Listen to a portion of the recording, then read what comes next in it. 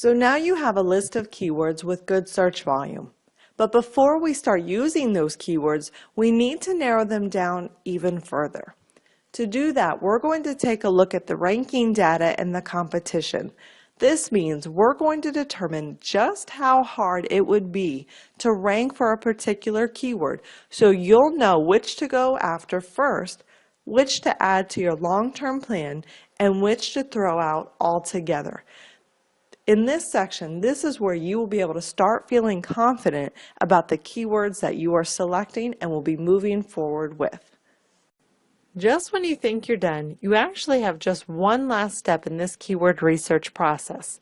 After this, I promise you can move forward with actually implementing your SEO campaign. Now that you have a good list of keywords with a decent search volume and good buyer intent, we need to make sure that we have a good chance of actually ranking for that keyword. And that's where looking into your keyword competition comes in. To do that, we need to check out our competition on the first page of Google.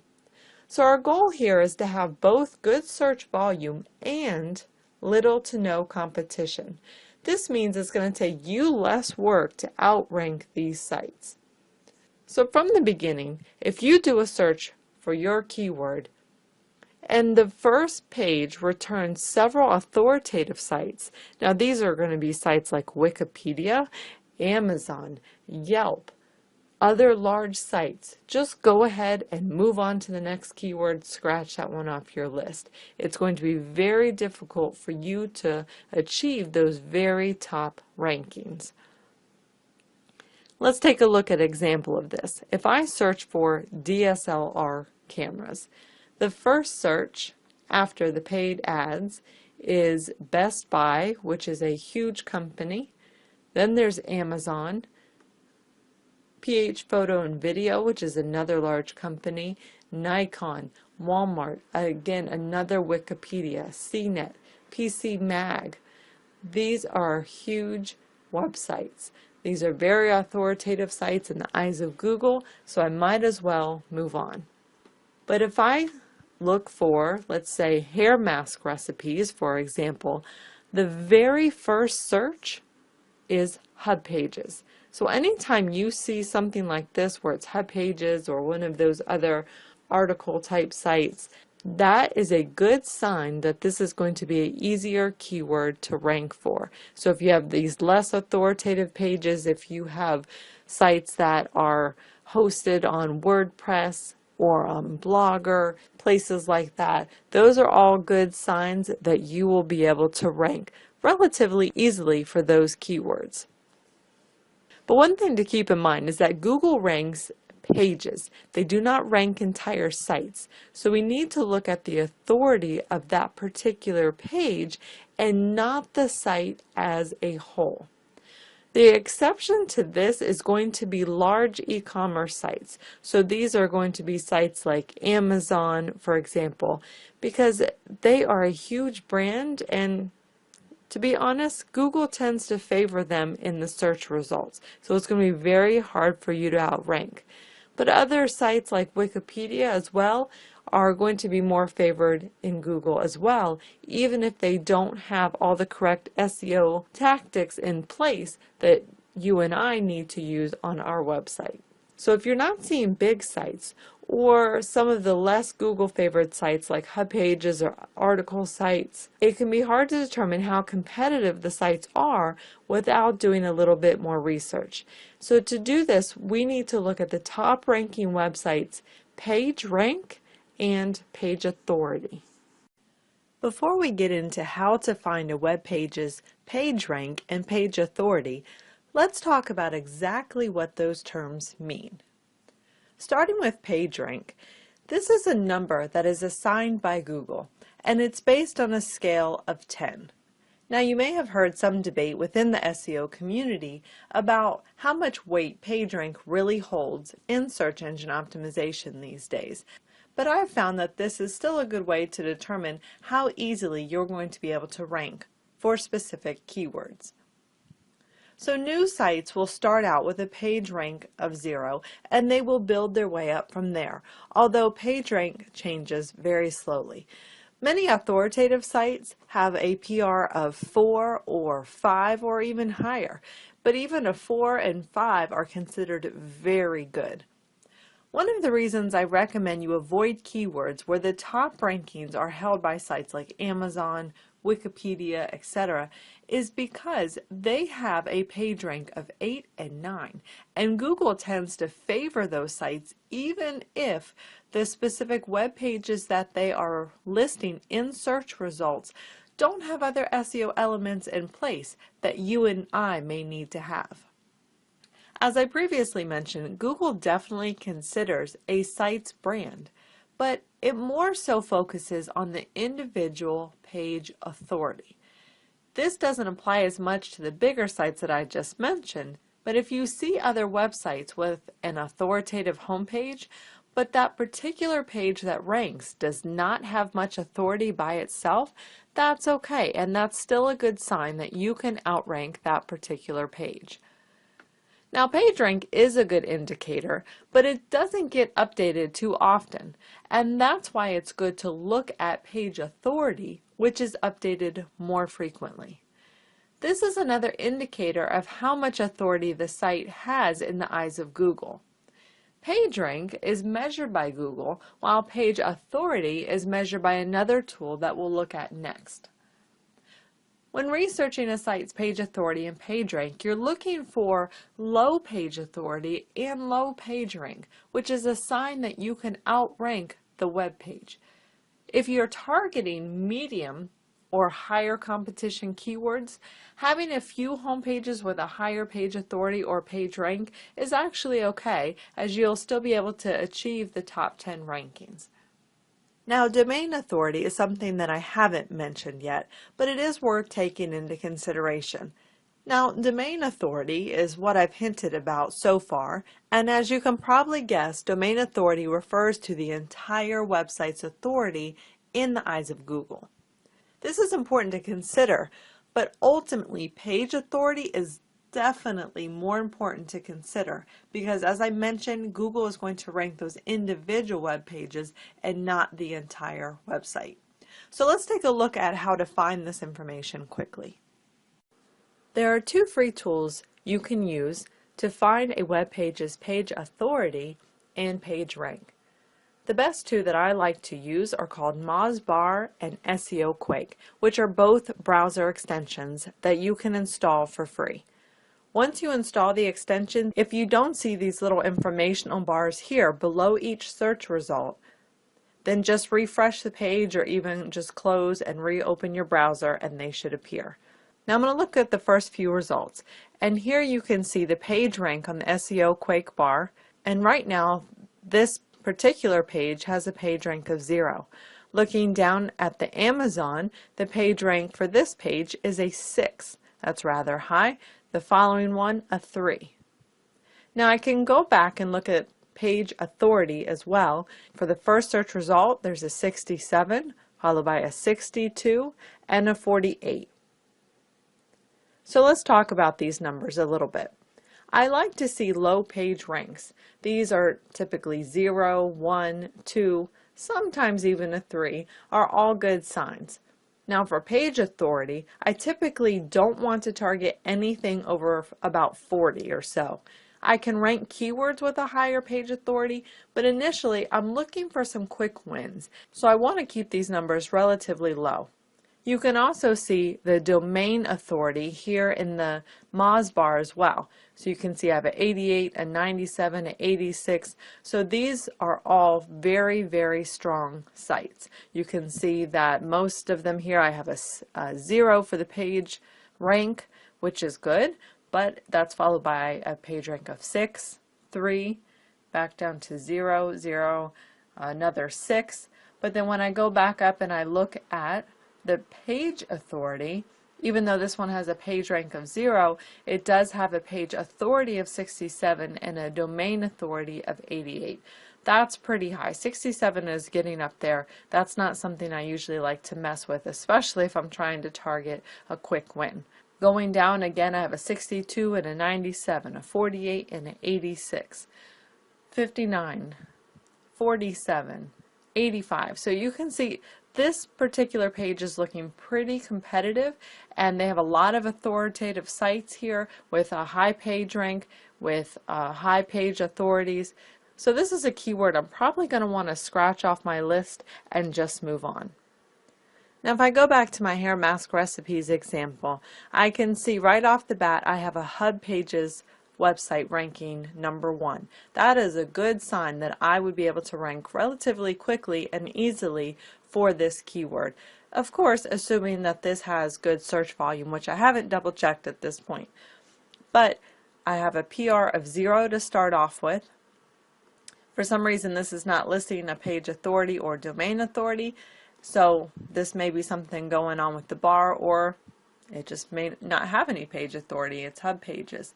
I also have a page rank of nothing here. I have a 1, a 3. So as you can see, this should be a relatively easy keyword to rank for. But I'm going to double check what's going on with this Moz bar here. I'm going to select another keyword, hair mask recipes to grow hair. Now here I have a PR3, but it has a page authority of 37. That's a good sign. I have a page, there's no page rank here and only a page authority of 1. I have a page authority of 15, 18, 1, 46, 37. So as you can see, these are all very low. So this is a good sign. Assuming I've already checked the search volume and I'm happy with that, this is a good sign that the top rankings have both a lower page rank and a very low page authorities. So this is a keyword that I can expect to rank for relatively easily. The last piece of analyzing our keyword competition has to do with backlinks. Now backlinks are the number of links from other websites that point back to the web page we want to rank. This is so important to look at because backlinks are one of Google's top criteria for deciding which web pages to rank. Google has to figure out which websites provide good, useful information for visitors. So how can they determine that without sitting down and reading every web page? Sites link to other sites or pages because they feel they can offer something of value to their readers. So in essence, the more links, the better. Now this has been abused by spammy SEOs, and Google is getting smart. They know that a website with a handful of really good quality links is better than a website that gets links from a bunch of spammy, low quality sites. This means it's important to see how many links your competitor has, where those links are coming from, and the quality of the websites that they're coming from. If something looks suspicious, you can probably outrank it with good quality backlinks, but you're going to want to use your best judgment here.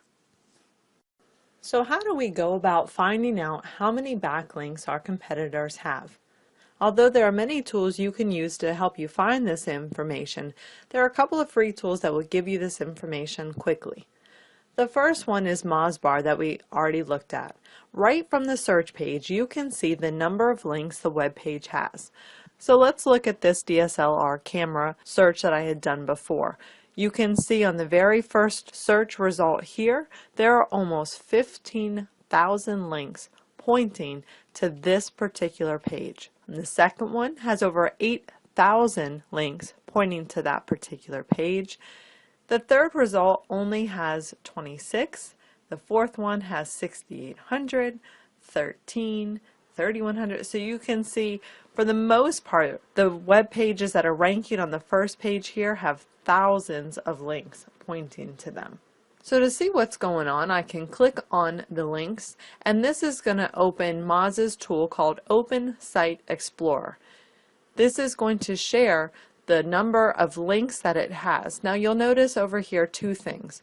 One, it says that there are 7 root domains and there are 14,942 total links. That means that all of those 15,000 links are only coming from 7 different domains. That's not very diversified, but scrolling down you'll be able to see which of the pages are linking to this page. You can see here a spam score.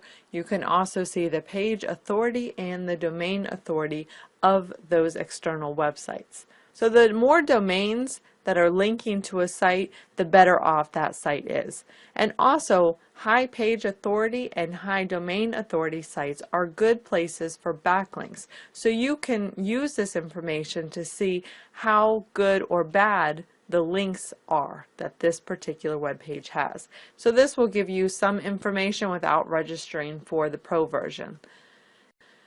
Ahrefs is another good example to use. You can enter a URL here. Now this one is for my hair mask recipes example. Now you'll see right off the bat it says there are 6,600 backlinks and over 853 domains. But if you look up top, I have selected for the domain and any page within that site.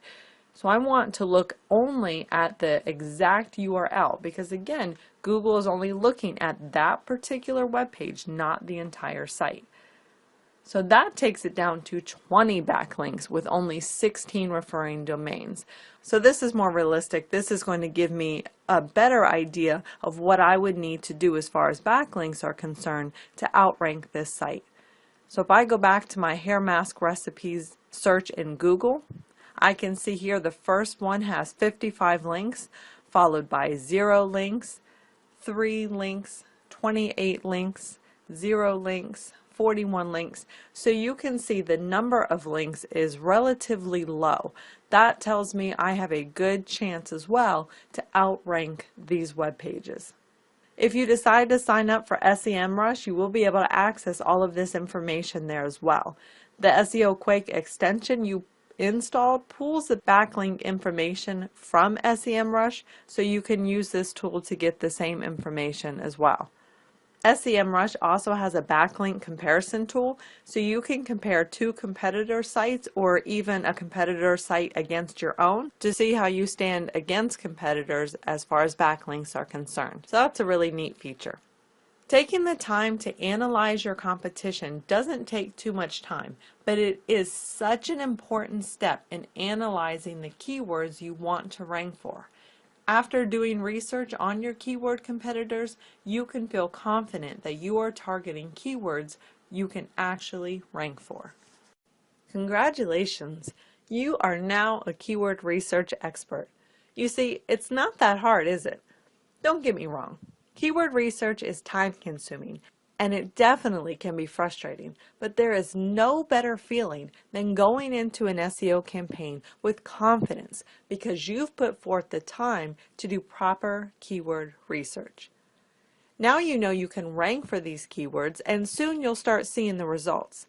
It's time to start with on-page SEO, which includes analyzing your new competitors to see what they are and are not doing in terms of on-page optimization, so you know how you can outrank them.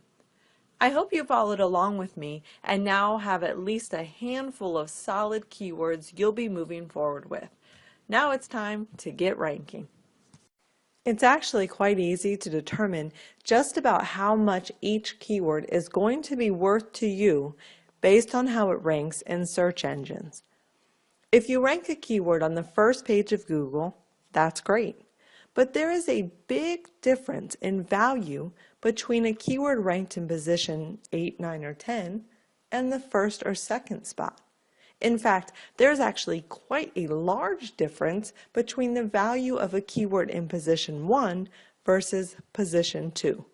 So let's have a look at this breakdown. Now these numbers can fluctuate, and I've seen some people say position 1 will get you 36%, and I've seen others say position 1 will get you 50%. So this is kind of the middle ground, which is the guideline that I like to use.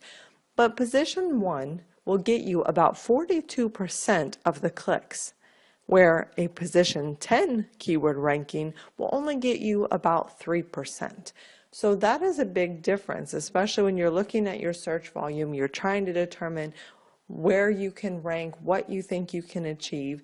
So this can help you take a look at just how many searches will you actually get if you only think that you can rank in position number 5 because there are some large authoritative sites that are higher than that, let's say. So this will give you a better idea of what you can actually do. So let me show you how you can calculate this yourself. First, you'll need to gather the estimated monthly search volume for the keyword you're targeting. So let's say you want to rank the website that sells photography light boxes that sell for $50 on average.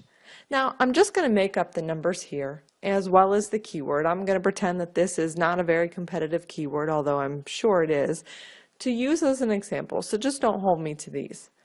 First, we'll need the search volume. Let's say after I did my keyword research, I determined there is an estimated monthly search volume of 2,500 searches. As you can probably imagine, when a user does a Google search and is presented with the first 10 options, the likelihood the user will click on the search result dramatically decreases with each position as we looked at.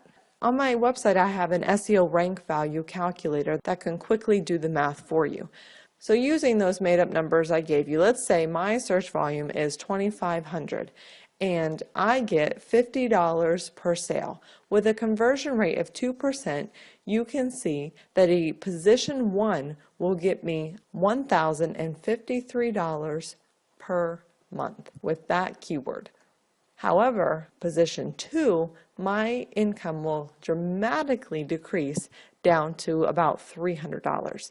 I can go all the way down and I can see that my position 10 ranking would get me about $75. Somewhere in the middle, about $123. So you can see with this potential keyword, depending on where I rank on the first page, I could make anywhere from $75 to over $1,000 per month. That is a huge difference. So this is something you want to take into consideration when you're looking at how competitive a keyword is, how much search volume it has, and what you really think you can achieve, and how much money you need to make from these keywords each month. Before we actually jump in to how to conduct an SEO or search engine optimization audit, it's important that we take a minute to talk about what an SEO audit actually is. An SEO audit is a way to evaluate your website's performance in several key areas. The audit is typically done before you start search engine optimization work on a website so that you can track what work needs to be done and track the results. That way you're not just doing general tactics that everyone uses.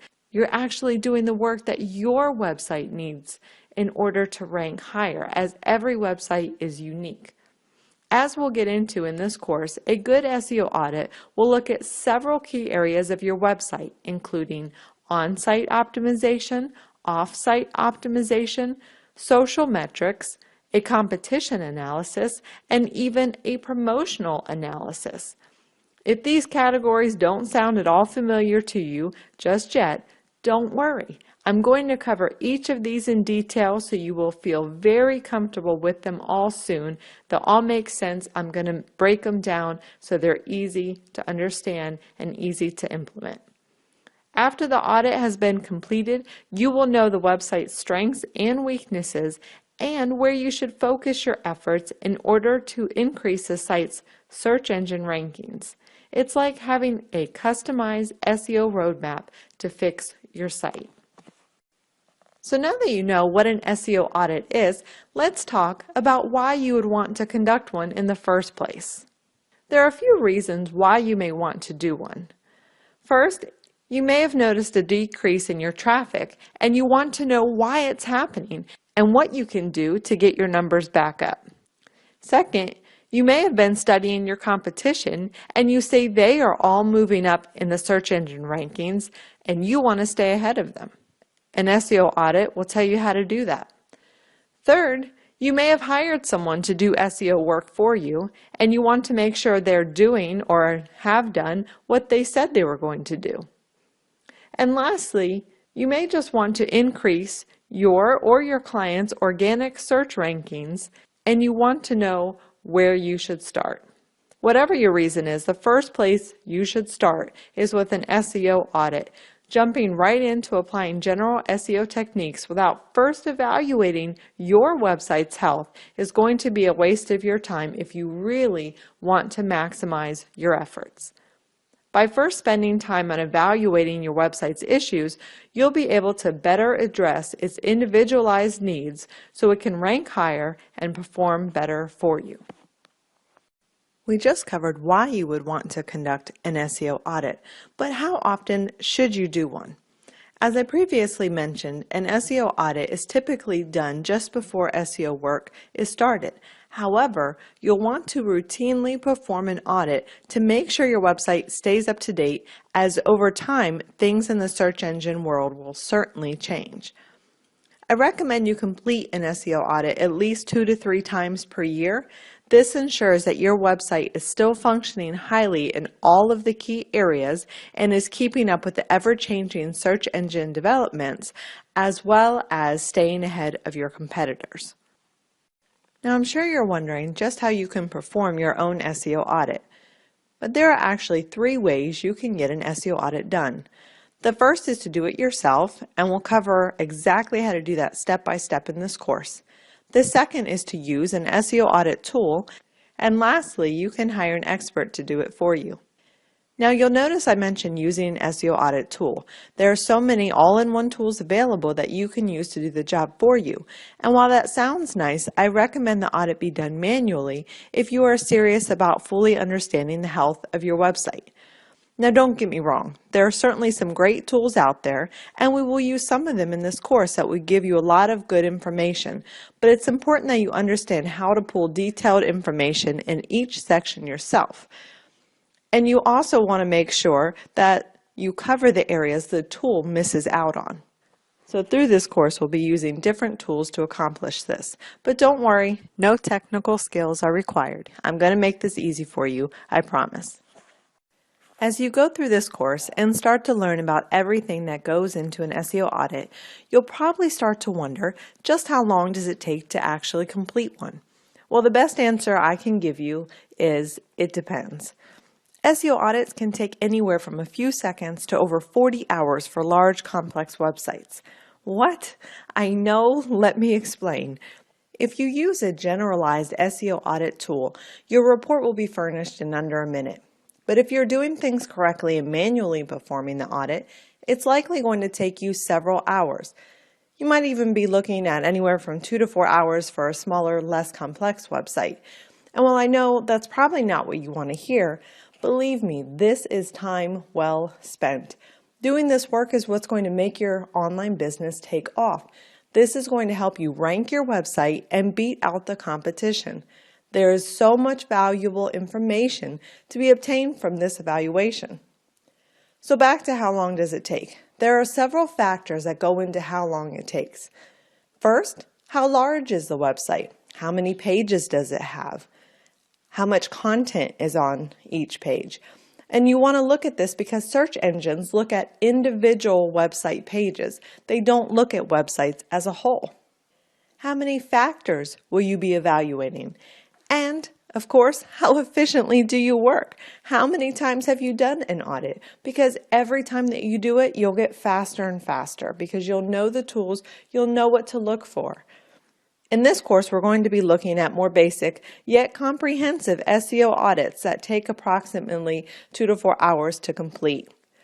Now, one thing to note is if you have not been tracking your website statistics, you'll want to start doing so immediately and do so for at least 2 weeks before starting your audit.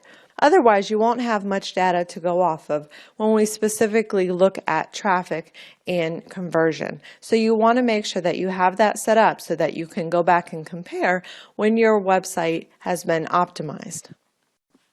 In this section, we're going to gear up for starting your SEO audit. Before we actually begin the audit, we want to look at how to track your findings, what questions you need to ask yourself or your client before you begin, and how to get a quick overview of how the website you'll be auditing is actually performing. Once you've done this, we'll start going step by step through the actual audit itself. You're going to be pulling a lot of data and information, so it's best to track it as you go, so by the end of your audit, you'll have a fully completed website. Now, how detailed you track this depends on if you're doing this for your own personal or business website, or if you're doing this for a client. But next you'll find a blank SEO report that you can download and use for your audit, and I encourage you to use that for your website as you go through this course. If you're doing the audit for yourself, you can input the details and make some quick notes. On the other hand, if you're doing this for a client, you'll want to write out your recommendations and present this more professionally. Either way, remember that you'll resort back to this document down the road once you had time to see how effective the changes you made have been. When you conduct your next audit, you'll want to compare the two. If you plan on offering SEO auditing services to your clients, there are several questions that you'll want to ask them before you get started. On the other hand, if you will just be doing this for your own personal or business websites, there are still some questions that you'll want to think about before you get started. The first is you want to know if any previous search engine optimization work has been done, and if there has been, are they able to furnish any reports from that previous work? Because you want to know where the other company focused their efforts, and you want to see what work has actually been done. But you want to know, whether this is for yourself or for your client, what are the goals for doing an SEO audit? What do you hope to achieve? What do you hope to get out of it? You also want to look at what are the most important pages, as well as products and services on the website, because not only do you want to drive traffic to your website, you want to convert those visitors. And we also want to know where we want to focus our efforts, especially if you're dealing with a 100-page website. You want to start with the most important pages. What other advertising has the website used? What's their current marketing strategy? Do they use pay-per-click ads? Are they on social media? And are the website statistics currently being tracked? We want to be able to go in and look at what the current traffic looks like. We want to see how many visitors they're getting to their site. We want to see what are the most popular pages and so on.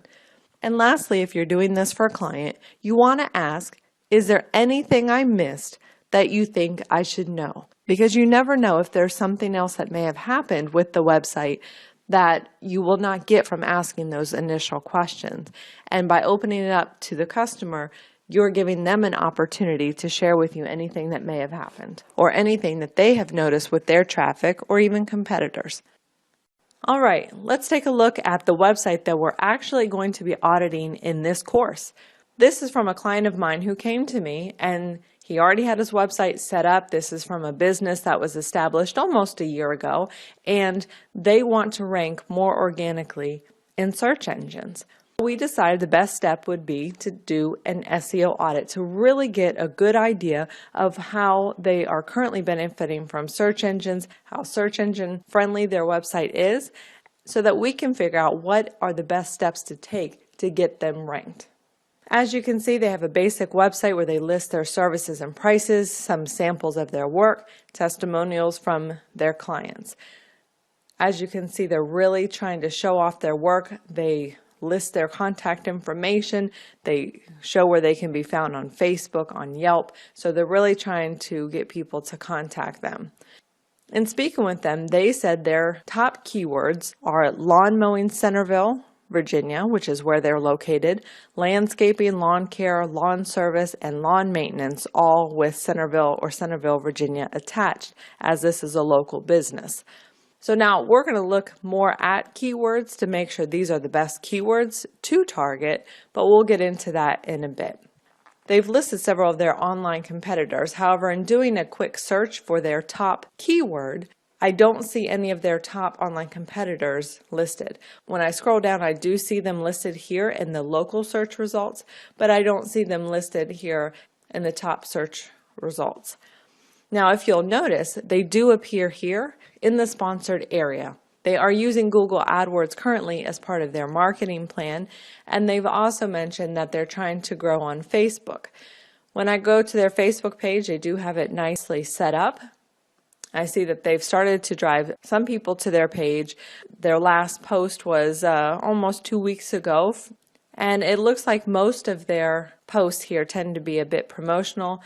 I see that there's a gap between March and January, and then again from January to November. So it looks like it's a little bit sporadic when they tend to post.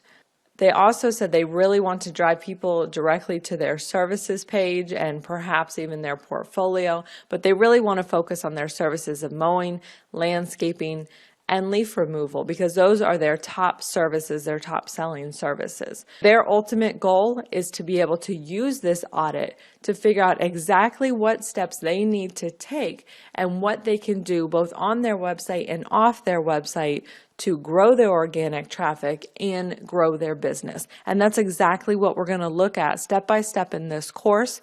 So I encourage you, as we go through and audit the Live, Lawn, and Prosper website, that you do the same for yours. Before I jump right into starting the SEO audit, I'd like to just get a general idea of what I'm working with. It just helps me wrap my mind around the actual website that I'm going to be looking at. Gives me a general idea of where they're starting from, and then it helps me as I move forward. So I want to show you just a few things that I look at as I go. The very first thing I start with is, of course, their website. Now, we looked at their website in general. However, I want to look at how well their website is set up to convert, because part of doing an SEO audit is, yes, we want to be able to drive traffic to their website. We want to make sure that the website is search engine friendly. But really, if we drive all this traffic to a website and the website is not set up to convert, it's really not going to do this business owner any good. And so that's why I always start with their website. Some of the things I'm going to look for are like social proof. I see they have #1 customer satisfaction. I don't know what lawnstarter.com is, but that's something I may look into to see how that looks. But as a potential customer, that looks good when you see #1 customer satisfaction. I see that I can call or text. The phone number is very huge. I have email right there. I see Facebook. I see Yelp, which are very well known, and so that looks very legitimate. So that's really good. Now, what I'm missing when I first look at the website is a call to action. What is the visitor supposed to do? I see before and after pictures. That's great. I see the contact information. But when I scroll down a little bit, they are trying to drive potential customers to get a quote. That seems to be what they want them to do, to either get a quote or up here to call them.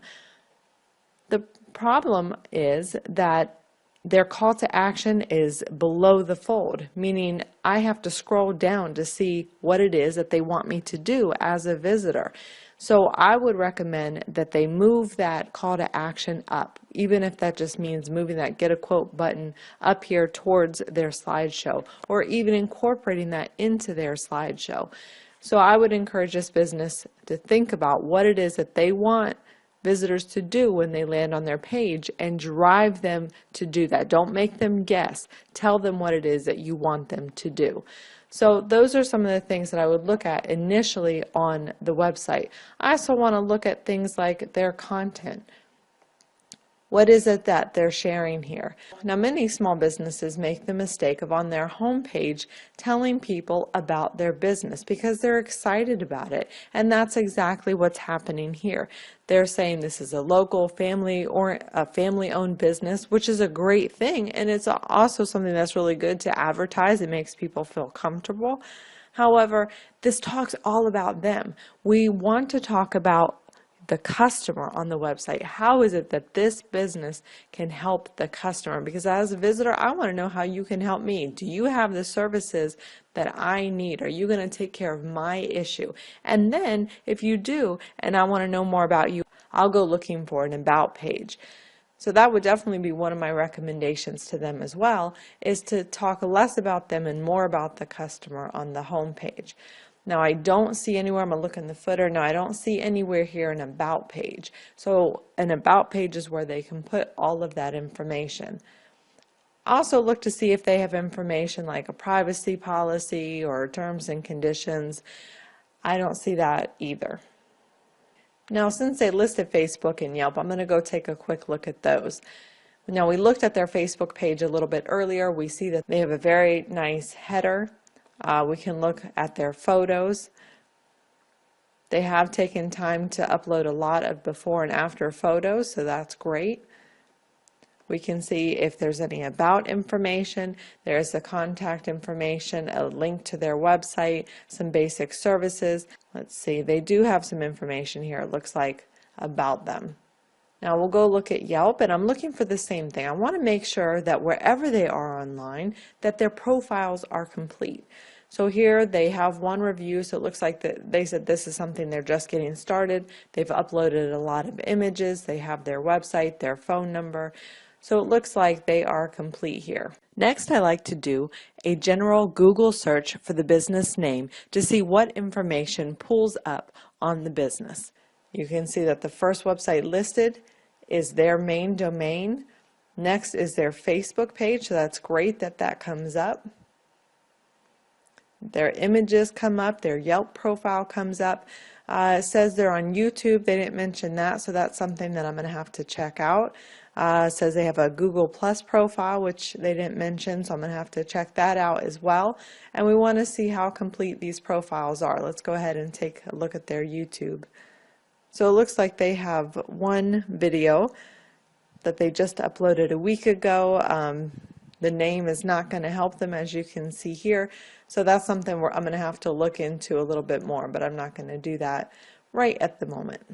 So going back, let's see what else they have here. You can see there's some other links that aren't necessarily related to them, Cafe Press, books. Let's see what comes up on the next page. So really all of their stuff is on the first page right there where it should be. So that looks good, and it looks like their website is presenting well. Now the next thing that I want to do is go back to Google, and I want to type in site semicolon and then the website domain, and I want to do a search, because this is going to tell me for this particular site how many of their actual pages are indexed and how do they come up, how high or low do they come up. So you'll see before the actual website even comes up, we have Yelp, Facebook coming up, but then we have this third website here coming up before the client's actual domain. So that's not too good.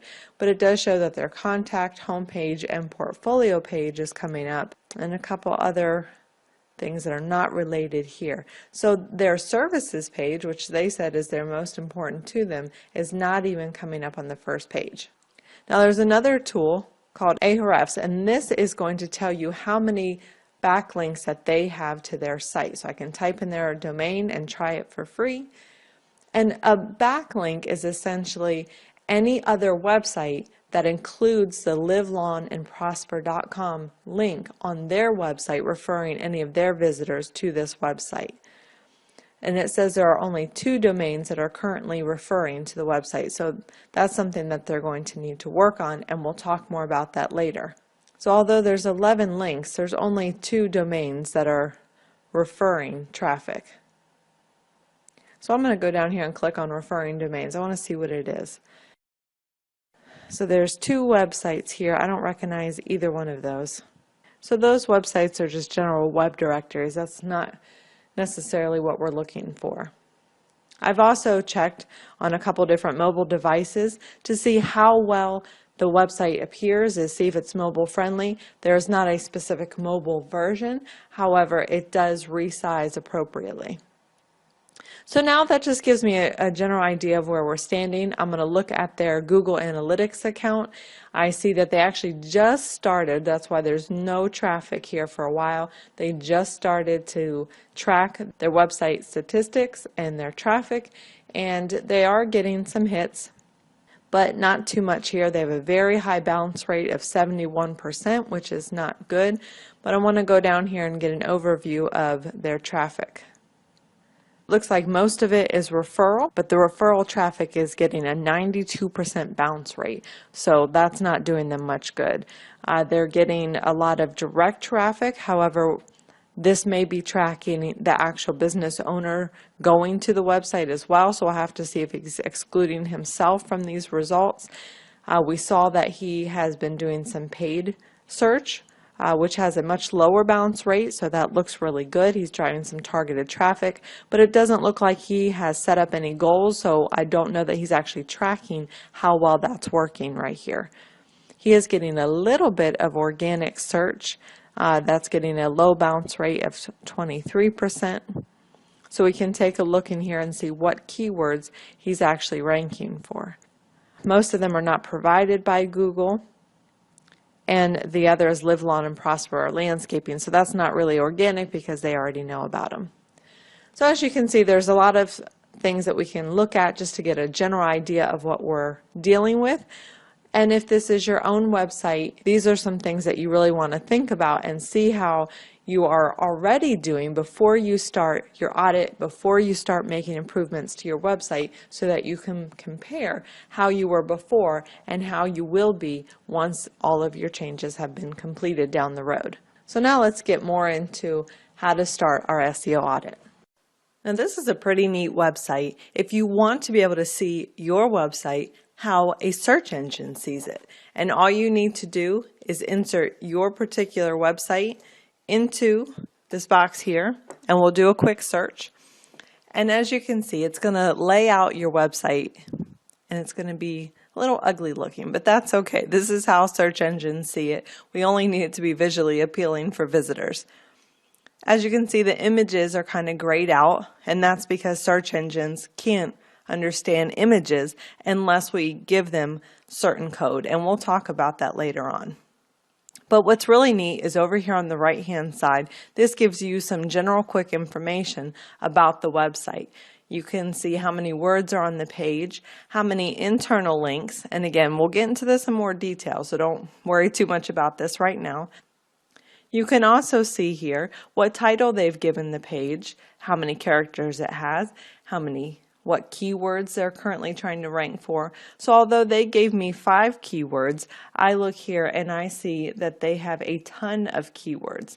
And the keywords that they gave me are not even the ones that are up top here, listed as their primary keywords. I also see that they're trying to rank for some keywords that are using their competition's name. So I don't know if that's necessarily the best idea. I can also see their description, how many characters it has, and then when you look below, what's neat is you can see how does the title and the description actually show up if this appears in search results, which is really neat to see, so you can edit your title and your description if you'd like to. If you want to get all of the information, you can click and download, and this will download an Excel file for you so you have all this information. But I think this is just a neat way to see how search engines see your website so you can get an idea of what they think is most important. If you're about to purchase a domain name, or you have purchased a domain name and you are struggling to actually rank that website, and despite all of your efforts you're not sure why, this is something you definitely want to pay attention to. This is a good example for you. I had someone recently come to me and present me with this website.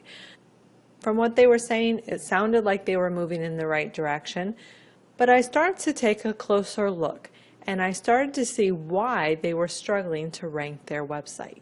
And this is why I advise you to check on the domain you're going to buy before you do it, because it's very likely that the domain you're going to purchase was used before you. And for the most part, it's probably going to be fine. It may or may not be related to what you're actually going to be doing with the website, but the issue comes into play when the domain was used for any malicious or spammy activity, and whatever the people before you did can come back to hurt you, especially with SEO. So there's a couple of things that you can do to research a domain. The first thing that you can do is go into Google and type in site semicolon followed by your domain name. Now right now this website does not show any results, and despite them submitting sitemaps, despite them putting links in many places, they are coming up with 0 results. Now, in some instances, you may actually see a lot of links here, and you want to go and click through some of those, see where this website, or this domain rather, is listed. Because if it is listed on a lot of spammy sites, it looks like anything suspicious was going on, this is a domain you're going to want to stay away from. So what I can do, since this is not pulling any results, is I can go to what is called the Wayback Machine. This is a website that allows you to view web pages as they looked years ago. Whether it's the same person who owned it or if it is a new person who owns a domain, this is where you can see what it used to look like. So I can go here and I can type in my domain name, and now I can see all the activity from 2014.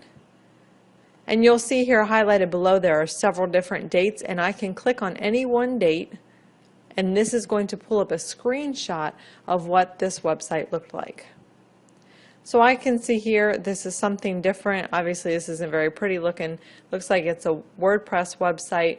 It has different links than what I had there, going back to early 2014, October 2013.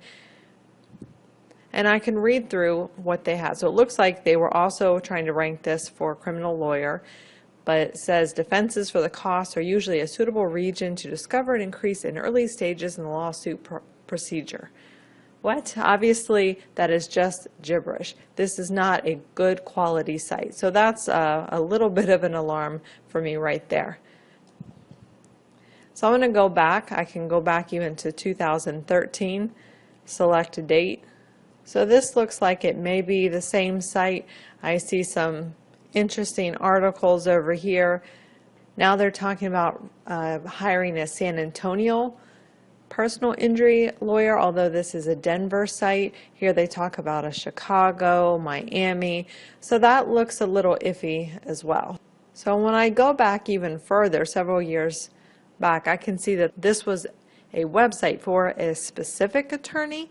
So it looks like this is a much more legitimate site years and years ago. But it looks like after this person let the website go, somebody else picked it up, and everything else that I'm seeing is rather spammy. So this is a huge indicator that this website has been involved with a lot of spammy activity, and what the person can do is go through Google and submit a reconsideration request, but that can be a little bit involved. And so depending on where you are in the SEO process, how long you've had the domain, you'll want to think about whether or not you want to pursue a reconsideration request, or if you would prefer just to start over on a new domain and be able to rank a lot quicker that way. The best bet is, though, check the domain before you buy it so that you make sure something like this doesn't happen. In this section, we're going to cover the most important part of an SEO audit. That is on-page optimization. We'll not only talk about what on-page optimization is and all the factors that fall under it, but we'll also look at how to find out how your website scores in all of these areas. So get ready to take a lot of notes because you're about to start your own SEO audit now. Now we're ready to start looking at the on-page SEO factors. All of these factors affect how your website or your particular web page will be listed in the organic search engine results. Remember when I mentioned the all-in-one SEO audit tools? Many of these only cover on-site SEO factors because they can access this information directly on your website. Now we're going to be looking at some of these tools, but I'm also going to take you step by step through each factor because even if you can pull this information up using these tools, you need to know what you're looking for so that you can implement the right changes. All of these on-site factors will check to see how well optimized your website already is for search engines. So let's start breaking some of these factors down right now. Before we start, we need to know what keywords the site is being optimized for and what keywords or key phrases you want to rank for. This will be needed when we look at some ranking factors throughout this course. If you've done any SEO work at all before, you've probably already gathered a list of keywords you'd like to rank for so you can use those in this audit. If not, there are two things you want to do. First, just brainstorm a list of the keywords you believe a user would search for to find your website, And then we can go ahead and take a look at what the top keywords are that currently refer traffic to your site. One thing that you can do is go into the Google Keyword Planner. You'll need a free Google AdWords account to do this. You can go ahead and paste in some of your keywords. Make sure that you select only your area and your language that you'll be looking at. And you can look to see how many results there are. Now again, this is for some paid ads, but this can give you a general idea. And there really isn't much happening here, so these may not be the best keywords. But let's go back. You can also search for a new keyword, so I could type in, let's say, lawn mowing in Centerville, and I can see what pops up. Now here, this is really nice because this can give me an idea of some other ways to phrase lawn mowing, or I see here mowing services, I see lawn cutting. Those are some things, lawn business, I could do lawn mowing companies. So this is already starting to generate some other ideas that I could search for.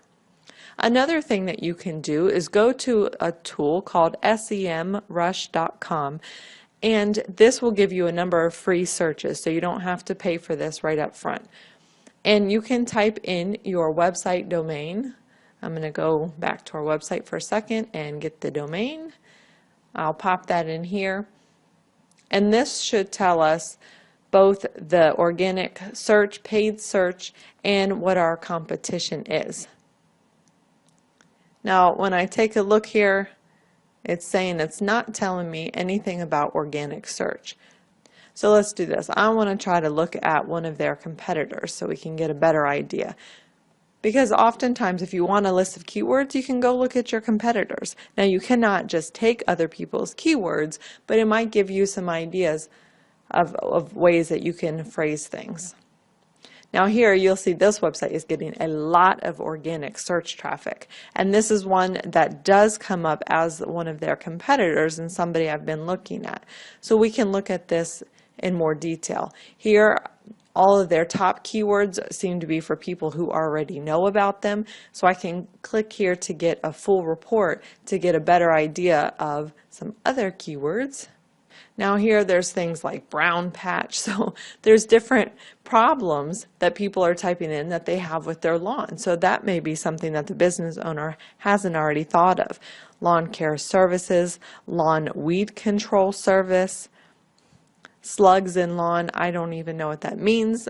I'm not a lawn expert, but that's something we can present to the client.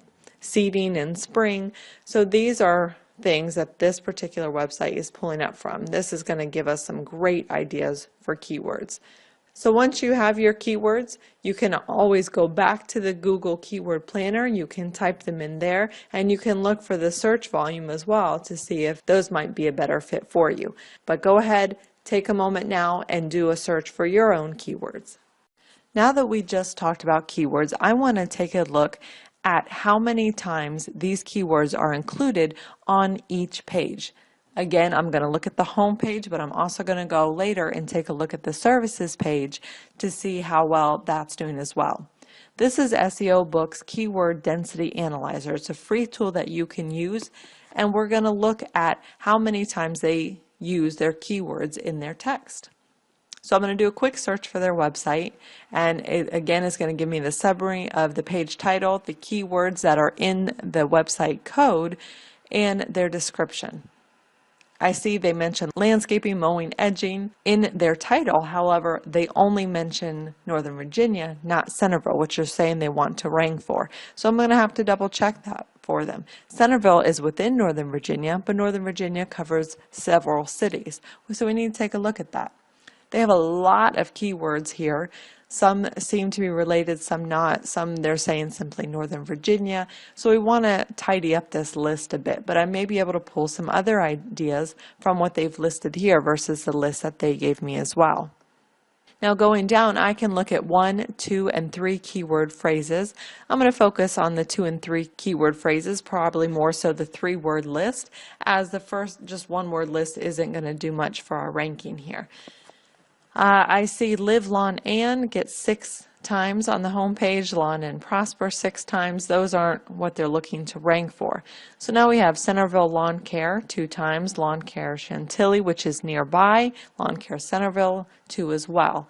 So a lot of these, it looks like, as we go down the list, there are some Mowing Service Centerville, Virginia Landscaping Centerville. These are coming up just 2 times. So this may be something that we want to focus on. We don't necessarily need to list all of these keywords on the home page. We just want to target a couple per page, let's say, but we want to include them in the text.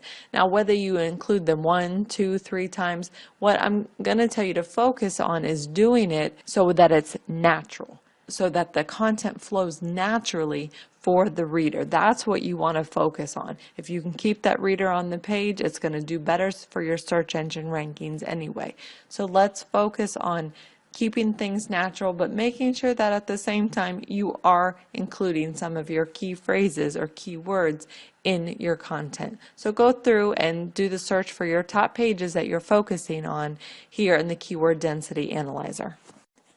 Titles are the most important part of your page for both SEO and social sharing purposes. They are what describe each page to both the search engines and your visitors, so you want to make sure that they're good and that they're good for both. The titles and descriptions are shown on browsers, search engine results, and external sites like Facebook, so you want to make sure that they're going to grab people's attention. They should both be unique and accurately describe the page that you're on. They should be unique for each page, so we want to make sure that they are not being duplicated, and we want to make sure that the description accurately describes the page and would entice a visitor to click on the link. We also want to make sure that the title and descriptions are including the keywords, and we want to make sure that those keywords are listed towards the beginning so that they'll have more weight in getting ranked for those keywords, and that will also encourage visitors to click through.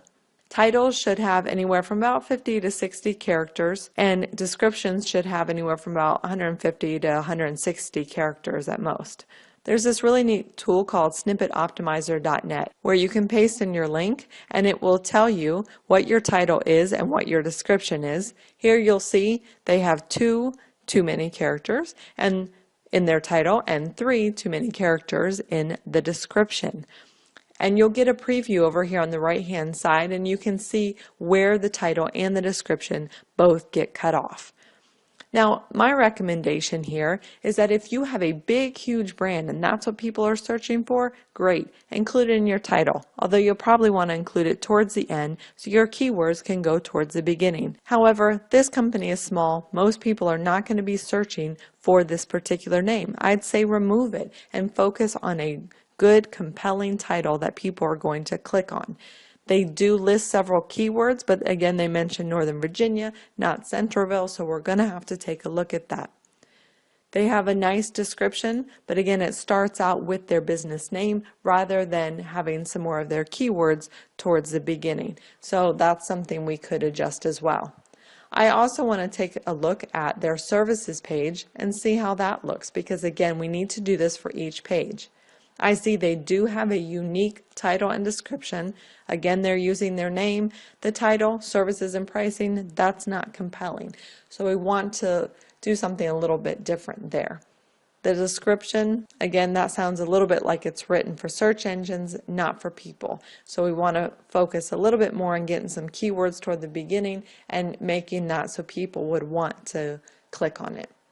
If you're having trouble with the title, let's say we're going to go back to this original title here. Landscaping, mowing, edging in Northern Virginia. I'm going to copy that and we're going to go over here to this CoScheduler Headline Analyzer and I can type in my headline and it's going to analyze it for me. Got a score of 55 and I can go through, it tells me it's a pretty common headline. It's okay. It tells me my headline is generic. Here, this is neat. It tells me what length I should use, how many words that I should use, and I can see how it actually comes up in search engines. If you're having trouble coming up with good titles, there's different tools that will come up with titles for you. So you can type in some keywords and it'll give you a whole list of some different ideas, and you can go through and you can add different keywords in, and you might be able to use that. What I'll do is I'm going to include a list here of some different tools that you can use. Another thing you want to think about is if you post your link or somebody else posts your link on Facebook, for example, how is that going to appear? You can see this doesn't have the nicest image, but again, your title and description are going to come up. So that is another reason why it's so important to have a compelling title and description. It's not just for search engines, it's for visitors too, and they are the reason why we're doing all of this. So go ahead and take a moment to look at the titles and your descriptions for the most important pages that you're going to be focusing on in this audit and determine if they are going to need additional work. It's very important when setting up your website that you consider the URL structure that you will be using throughout your website, because you want to make sure that every URL, especially on the pages that you will be optimizing, are SEO and user-friendly. We want search engines to be able to understand each URL so that they know what is on the page, and we also want users to be able to tell what is on the page based on the URL alone. It also makes it very easy for them to share with others. Think about if they are posting it to Facebook or to Twitter. The shorter and more condensed URL you can have, the better. Ideally, your URL should be less than 255 characters, and that includes your domain name. That should, for the most part, for small business-related websites, for example, be very easy to do. You should actually be able to create a much shorter URL than that. However, when you get into some larger, let's say, e-commerce websites that have lots of products and lots of categories, that can get a little trickier. So you just want to pay attention to that character count. You can use online tools like characterscount.com, where you can paste in the URL and it will tell you how many characters you're using. You do want to try and include your keywords within your URL, and you can separate the different keywords with a hyphen. But again, don't try to stuff it. Make sure it makes sense. That's your primary goal, that it's going to make sense for your users. So to sum it up, don't overuse your keywords. So let's take a look at these two URL structures, for example. This is based on looking for an LG G3 mobile phone. Clearly you can see which one is going to be more user and SEO friendly. So this is an example of being able to use your domain name followed by a category and even a subcategory to using your primary keyword. And that is really how you want to lay out your domain if you need to divide it into subcategories. So before setting up your website, think about the URL structure that you're going to use, especially if you'll have a blog or you'll have a lot of categories and you'll need to break the URL down into categories and subcategories. Canonicalization is something you absolutely need to think about for SEO purposes. And you may be wondering what in the world this is. This is your way of telling search engines which version of content they should show to searchers when you have duplicate content on your website. And you may be thinking, I know I don't have any duplicate content, but you probably do without even realizing it. Let's look at these 4 URLs, for example. They all go to the home page of the Live Lawn and Prosper website, but you'll notice they're all slightly different. The first does not have www. The second one does. The third one has HTTPS, where the others do not. And the final one has a / index.html at the end of the URL. These are actually seen as 4 separate pages by search engines. So it's very important that you correct this so that they know which version they should actually be pulling up and you are not penalized for having duplicate content on your website. This is where the relationship canonical tag comes in. By placing this in your page links, as you can see right here, this tells Google or Bing, for example, that this page should be seen as a duplicate and the original page is the URL that precedes it. That way Google will in turn pull up that primary URL. This often happens when you have created a blog, and let's say you create a post that you add to multiple categories. Each time you add it to a category, that is creating duplicate content, even though it's pulling from the same post. To correct this, you want to make sure that you set your preferred domain. If you're using WordPress, you can do this in the settings within WordPress. But you can also go to your Google Webmaster Tools account, and when you're logged into the home page, you can click on the gear icon and go to Site Settings. There you'll see the preferred domain section, and you can select the option that you want. Now that will take care of the www and non-www versions of your domain. You can use a tool such as SiteLiner to look to see if you have any duplicate content.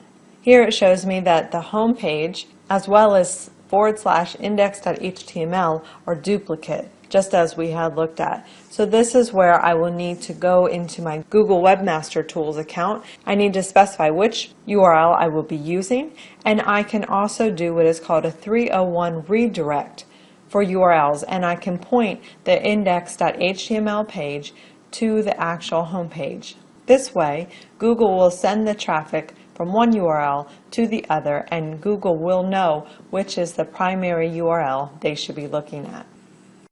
Header tags are your way of telling Google what your page is all about. It tells them what is most important on your page. And header tags are represented by H1 through H6 tags, with H1 being the largest size and H6 making the text be the smallest size. For SEO purposes, you're going to be sticking with the H1 tag for your main titles and the H2 tags for any subheadings. So you really only want to use the H1 tag once per page, but you can break up pages with multiple H2 tags to let Google know about different important sections throughout your page, especially if you have a longer page. So I want to go to the Live Long and Prosper website, and I want to take a look to see if they have any header tags. I notice here that they have several larger headings that represent each of their services, but I want to see if those are included as H1 tags. An easy way to see this without having to go into the code is to install a free Chrome plugin called Mozbar. And when you're on the page that you want to take a look at, you can simply open the Mozbar. You can click on the Page Analysis button.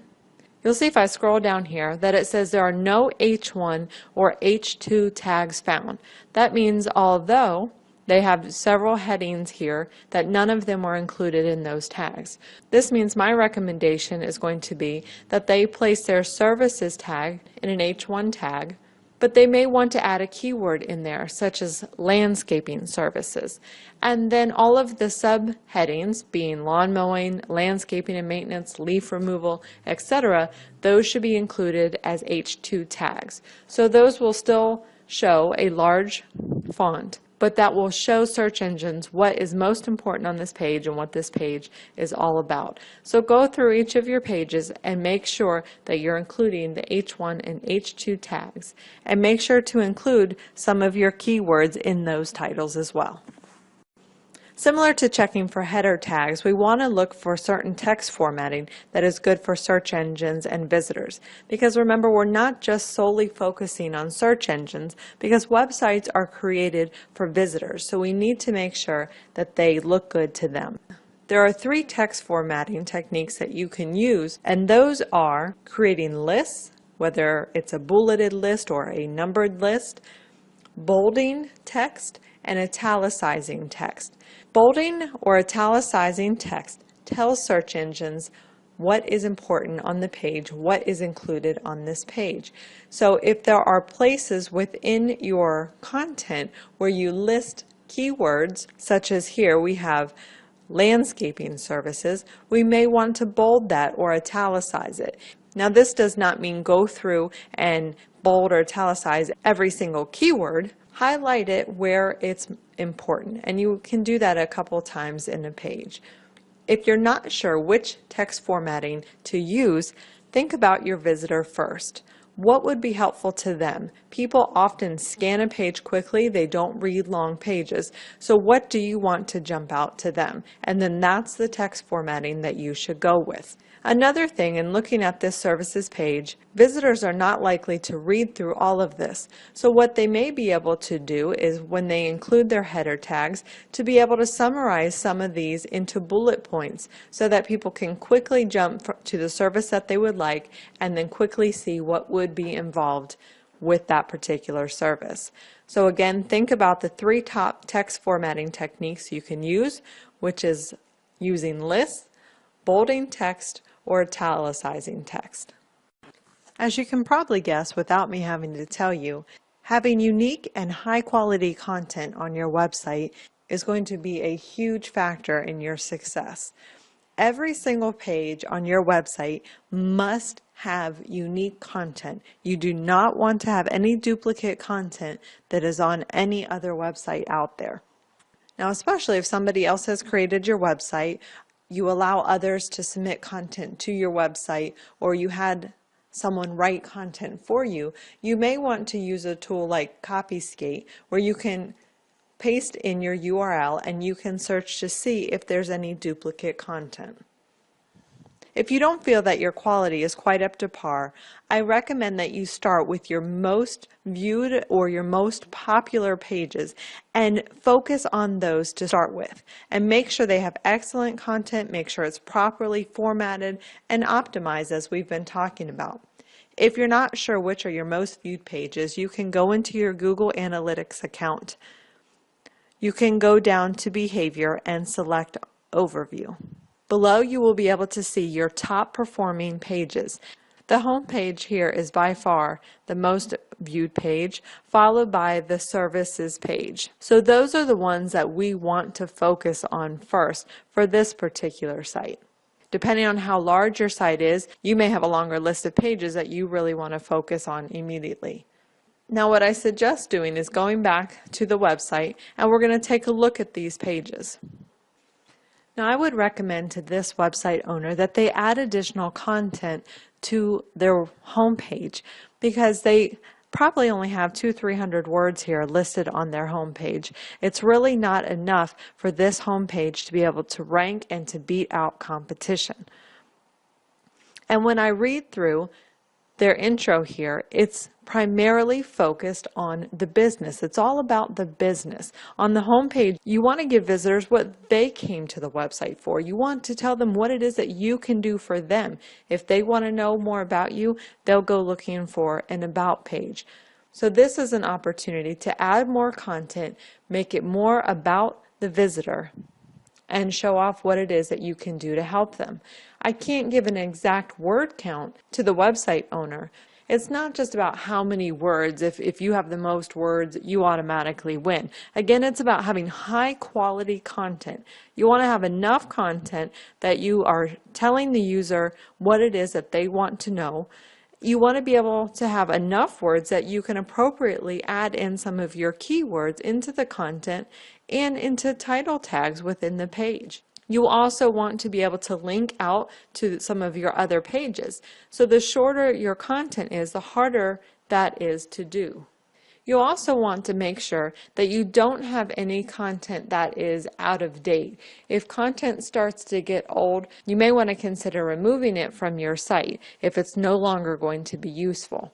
Search engines do look at how much a page is updated, how often it is changed or updated, if you've added new pages or you add new posts if you have a blog, or even if you've simply made important changes to a particular page without necessarily rewriting it. And they're more focused on the important parts of your website, such as the main body text area. That's going to hold more weight than if you just switch up the navigation a little bit or swap out some advertisements.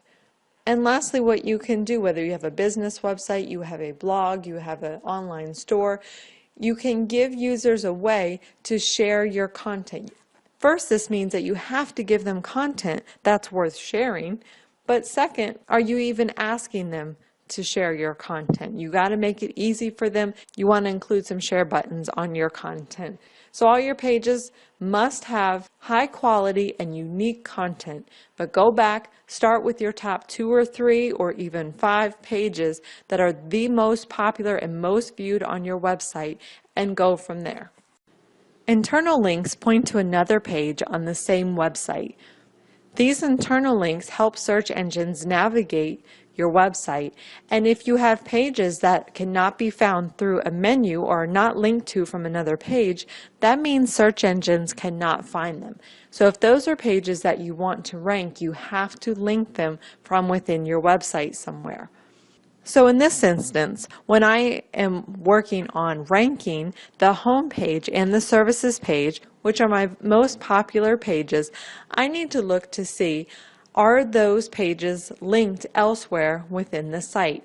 Because the pages that you want to rank should be linked to the most from other pages on your website.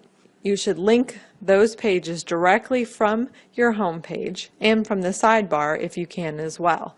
So in looking at the home page, there is nowhere that links to the services page except by going to the menu. This is an opportunity when I rewrite the content on the home page to make sure that I include a link to the services page. I can also go into the portfolio and can include a link at the bottom where it takes the user to see more of the services and link back to the page, and I can also go through the testimonials and find a way to link there. Just keep the number of links reasonable. Anywhere from 2 to 5 internal links per page is appropriate. But again, remember when we were talking about content, you need to have enough content that adding those links in there is helpful to the users and it makes sense. If you have a very small paragraph like we have here on the home page and you add in 5 links, that's going to be a bit excessive. It's not going to make much sense. Start out by selecting your most important pages, the ones that you want to rank, and go through your website and make sure that they have the most internal links compared to other pages on your website. Having excellent images on your website is great because it really makes the website a lot more attractive for your visitors. But the bad news is they aren't so great for search engines because it can slow down your site's load time, as we'll talk about in an upcoming lecture, but search engines also cannot read your images, so they have no idea what they're about.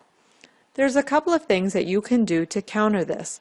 The first is that you can compress images to minimize their size, and the second is you can add image alt tags that include your keywords to let search engines know what your image is about. To compress images, you can do that within tools like Photoshop. There's even some WordPress plugins that you can use, but it's best to do it off of your website. There's also tools online such as compressor.io where you can simply upload your image and it will automatically reduce the size for you while still keeping a good quality looking image. You can use the SEO tool by FeedTheBot, and you can look at the image section here as well, and it is going to tell you whether or not you have used alt tags for the images. So you can simply scroll down and it's going to show you all of the images on your website, and you'll see here that it says add alt text. This means that on none of these images has the website owner added alt text. That means for every single one of these images we need to go back and we need to add in this tag here into the image code, and we can include a descriptive title that also includes some of our keywords as long as it represents the image accurately. And when you upload your images, you also want to use descriptive file names because that is another opportunity for you to tell Google what your image is about. So use the FeedTheBot tool, take a look at your images, see if they use alt tags, and make sure that you compress images and optimize them for the web before you upload them. I really appreciate all the feedback I receive on this course, and I use the feedback to continually improve the course. I want you to be successful, so I make myself available to answer any questions you might have, so don't hesitate to leave a discussion at any point. You can also use the search feature to see if others had similar questions. If you wouldn't mind taking an extra minute and leaving a review for the course, it would really mean a lot to me. It's very easy to do. You can do it at any point in the course, and you always have the option to come back and change it later. If you have any friends you believe would benefit from this course, you can easily share it with them here as well. Thank you so much for taking the time to take this course and support it, and I look forward to hearing more from you in the discussion area. Broken links are obviously a bad sign for search engines and visitors. Search engines who come across a broken link can't go any farther, and the same for visitors. So you want to check in your Google Webmaster Tools under Crawl Errors to see if you have any broken links. You can also use a tool like this W3C link checker to see if you have any broken links. It will process and it will show you the results below. And here, if it says status 404 error, that means that is a broken link. So here I will see that livelongandprosper.com / their phone number is a broken link. And if I go back to their website, I'll see that at the top of their website, this does in fact come up as a link. So of course, if you click it, that means the search engines and visitors will go to this 404 error page, which means they're likely going to close the website and end their search. So it's a good idea to check your Google Webmaster Tools on a regular basis, or to check using broken link checkers online to see if you have any broken links and to correct those as quickly as possible.